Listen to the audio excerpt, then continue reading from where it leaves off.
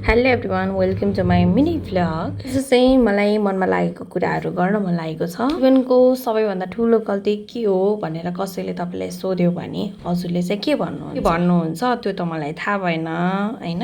र जीवनमा सबैभन्दा ठुलो गल्ती भनेको अरूले के भन्छन् भनेर केही पनि नगरिकन बस्नु अथवा हिचकिचाएर बस्नु चाहिँ सबैभन्दा ठुलो गल्ती हो। यदि हजुर पढ्न चाहनुहुन्छ भने मन लगाएर पढ्नुहोस्। यदि काम गर्न चाहनुहुन्छ भने इमानदारीका साथ गर्नुहोस्, किनकि सफलताको कुनै छोटो बाटो हुँदैन हो।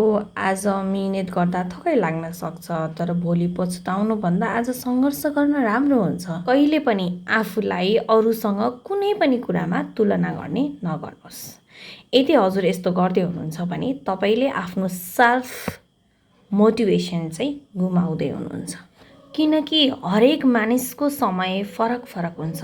याद गर्नुहोस्, बदल्न समाजलाई होइन हजुरको सोचलाई आवश्यक छ।